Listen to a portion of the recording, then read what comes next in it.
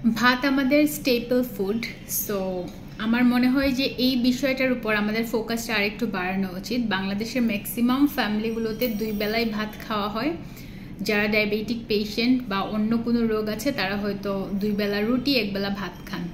So ভাতের ক্ষেত্রে বা রুটির ক্ষেত্রে আমি বলবো যে লাল চালের ভাত এবং লাল আটার রুটি, এই দুইটা জিনিস যদি চেঞ্জ করতে পারেন আপনার হেলথে ড্রাস্টিক্যাল একটা পজিটিভ চেঞ্জ নিয়ে আসতে পারবেন।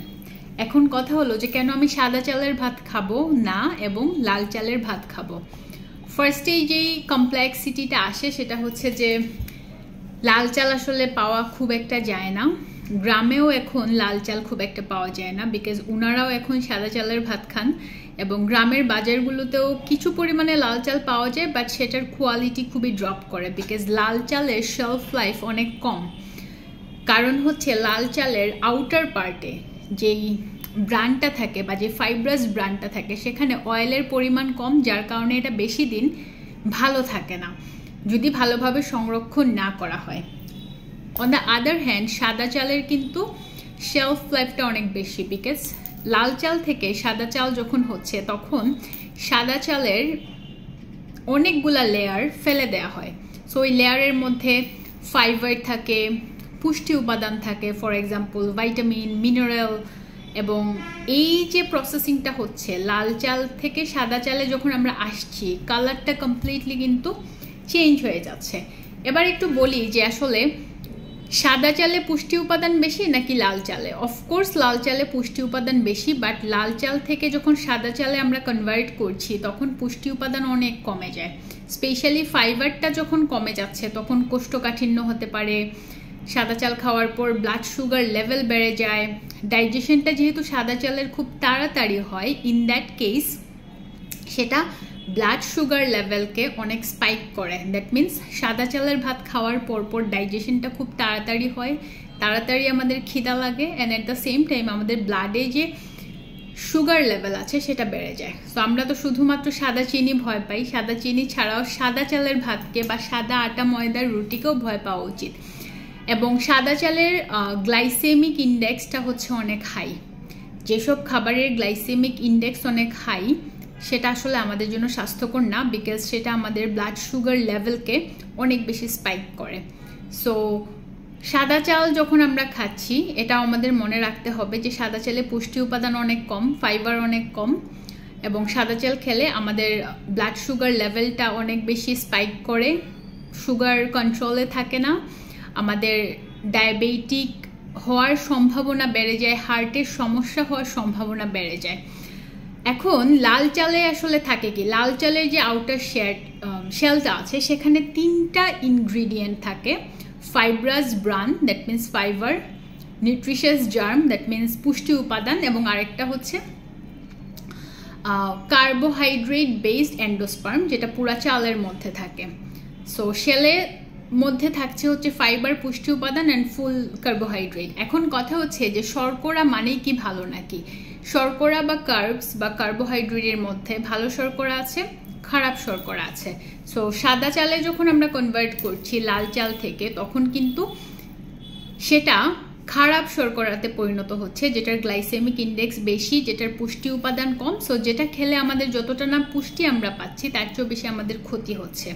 আমরা ফর দ্য টাইম বিং একটা এনার্জি পাচ্ছি বা শক্তি পাচ্ছি, বাট এটা হচ্ছে এমটি ক্যালোরি অথবা ব্যাড কার্বোহাইড্রেট। কার্বোহাইড্রেটের মধ্যে কমপ্লেক্স কার্বোহাইড্রেট যেটা সেটা পুষ্টিকর, আর সিম্পল কার্বোহাইড্রেট যেটা সেটা হচ্ছে পুষ্টিকর না। সো লাল চালটা হচ্ছে কমপ্লেক্স কার্বোহাইড্রেট, বিকজ এটা ডাইজেশন হতে সময় লাগে, ব্লাড সুগার লেভেলকে স্পাইক করে না, এটাতে ফাইবার এবং পুষ্টি উপাদান আছে। And on the other hand সাদা চালে পুষ্টি উপাদান কম থাকে বা কমে যায়, ফাইবার থাকে না, গ্লাইসেমিক ইন্ডেক্স অনেক বেশি। সো এটা সিম্পল কার্বোহাইড্রেট। সো কোনো খাবার খাওয়ার আগে আগে চিন্তা করবেন যে কোনটা সিম্পল কার্বোহাইড্রেট, কোনটা কমপ্লেক্স কার্বোহাইড্রেট। আমাদের প্রতিদিনের যে পুষ্টি চাহিদা আছে সেখানে কমপ্লেক্স কার্বোহাইড্রেট আছে এরকম খাবার বেশি রাখতে হবে। শুধুমাত্র যে সাদা চাল বা সাদা আটা ময়দার রুটি সিম্পল কার্বোহাইড্রেট এরকম না। আমরা বাইরে যে বিভিন্ন ধরনের বেকারি আইটেম, কনফেকশনারি আইটেম খাই সেগুলোও কিন্তু simple carbohydrate. So simple carbohydrate আমাদেরকে অ্যাভয়েড করতে হবে। এখন সবচেয়ে ক্রিটিক্যাল যেটা, সেটা হচ্ছে যে সাদা চাল খুব অ্যাভেলেবল এবং লাল চালটা পাওয়া যায় না, এবং লাল চাল কিন্তু বেশি দিন ভালোভাবে সংরক্ষণ করা যায় না। সো এইটার কারণে লাল চালটা অনেক ক্ষেত্রেই মার্কেট থেকে কমে গিয়েছে, অ্যান্ড অনেকেই আসলে খেতে চান না, বিকজ আমি যাদেরকেই বলি তারাই বলেন যে না, লাল চাল মজা লাগে না। আমার মনে আছে আমি ছোটোবেলা যখন নানু বাড়িতে যেতাম তখন আমি লাল চালের ভাত দেখতাম বা খেতাম। এখন ওই জায়গাগুলো তো দেখা যায় যে অনেক বেশি মানুষ সাদা চাল খাচ্ছেন, এবং আমার আম্মুর রিলেটিভস যারা আছেন, লাইক আমার মামা খালামণি, আবার আম্মুর ওই সাইডের কাজিনসরা যারা আছে, তারা আমাদেরকে অনেক লাল চাল পাঠান, বাট ওইটা আমি ঢাকাতে পাই না, বিকজ ঢাকাতে আসলে লাল চাল বলতে সুপার শপগুলোতে যেগুলো আছে সেখানে তো সব টাইপের মানুষ যান না। সো একটা স্পেসিফিক গ্রুপ অফ পিপল, আমরা যারা গ্রসারিতে যাই তারাই আমরা ওই সুপার শপ থেকে লাল চালটা কিনি।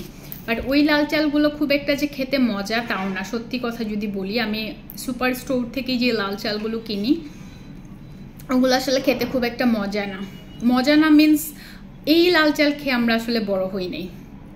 আমরা ছোটবেলাতে যেটা খেয়েছি, গ্রামে গেলে বা ইভেন আমার গ্রামের বাড়িতেও আমি দেখেছি এই চালগুলো এখন অ্যাভেলেবেল, লাইক আমি যখন শ্রীমঙ্গলে আসি তখন পাই, বাট ঢাকাতে ভেরি ডিফিকাল্ট। এবং অনলাইন পেজে যেই চালগুলো আছে ওগুলো আমার কাছে, আমি জানি না কেন, বাট আমার কাছে অথেন্টিক মনে হয় না। আমার কাছে মনে হয় যে কালার দেয়া, অ্যান্ড আমি জানি না আসলে, আমার কাছে ভালো মনে হয় না। আই রিমেম্বার কিছুদিন আগে একটা মেলা থেকে আমি কিছু লাল চাল কিনেছিলাম, তো সেটা আমি 2-3 মাস বাসায় সামহাও রেখে দিয়েছি, খাওয়া হয়নি। মানে 2 প্যাকেট কিনেছিলাম, একটা খেয়েছি আরেকটা খাওয়া হয়নি, এবং আমি ভুলে গিয়েছি।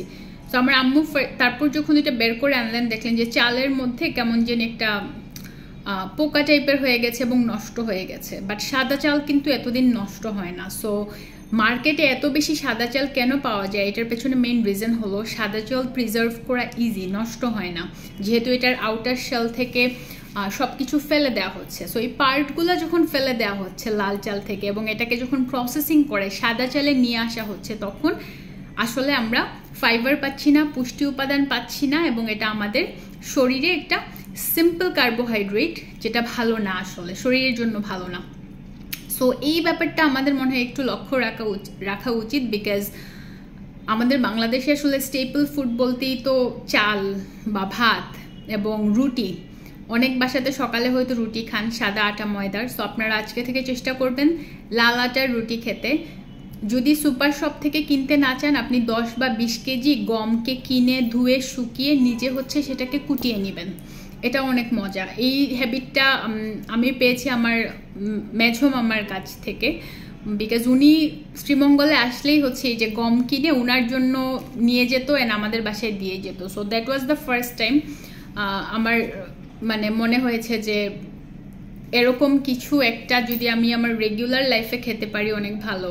প্রথম দিকে মজা লাগতো, পরে আমি যখন হেলথ সায়েন্সে পড়া শুরু করলাম তখন আমি বুঝলাম যে এটার পুষ্টি উপাদান অনেক বেশি। এবং আমাদের আগের দিনের অনেক মানুষের মধ্যে দেখবেন যে এই হ্যাবিটগুলো অনেক বেশি আছে, যে সকালে উঠে মেথি খাওয়া, কালো জিরা খাওয়া, রসুন খাওয়া।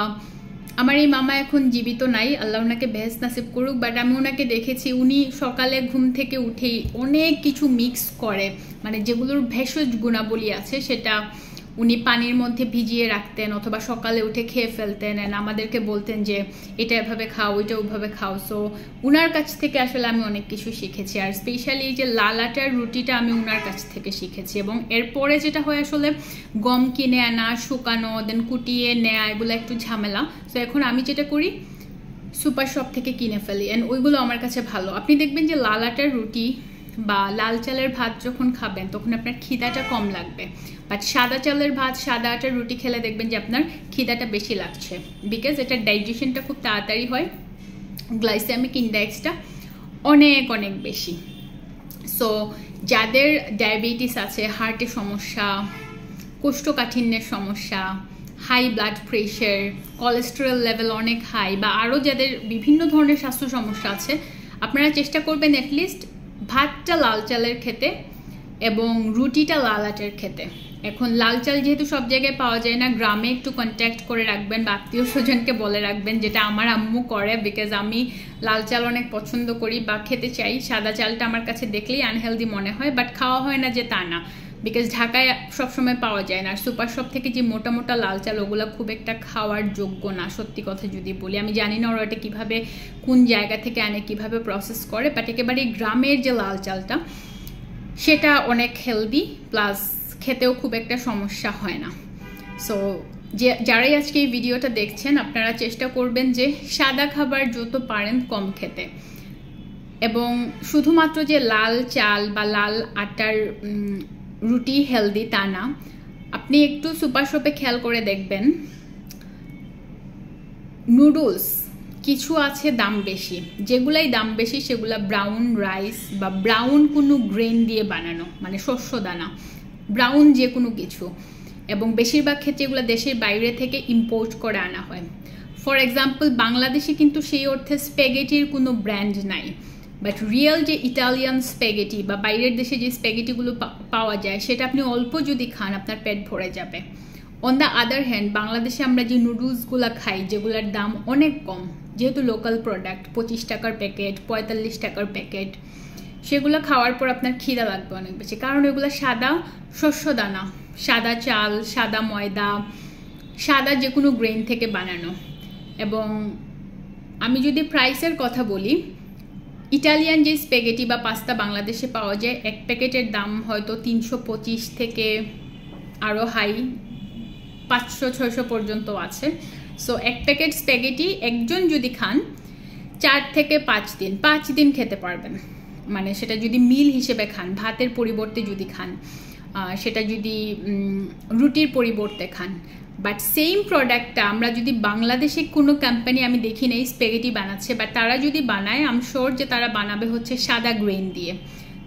দামের কথা চিন্তা করে, বিকজ তারা কিন্তু মার্কেটিংয়ের কথা চিন্তা করে। এখন মার্কেটিংয়ের কথা যখন চিন্তা করা হয়, তখন ডেফিনেটলি তারা দেখবে যে তাদের টার্গেট অডিয়েন্স কারা আসলে। সো 25 টাকা বা 45 টাকার যে নুডলসের প্যাকেট আমরা পাই, সেটা মানুষ যত কিনবে, আই এম শিওর যে 325 টাকা দিয়ে বা 400 টাকা দিয়ে এক প্যাকেট স্প্যাগেটি বেশিরভাগ মানুষই কিনবে না। একটা স্পেসিফিক গ্রুপ অফ পিপল কিনবে, যারা হেলথ কনসিয়াস বা যারা একটু মানি ম্যানেজমেন্টে গুড, বা যাদের ফাইন্যান্সিয়াল কন্ডিশন অনেক স্টেবল।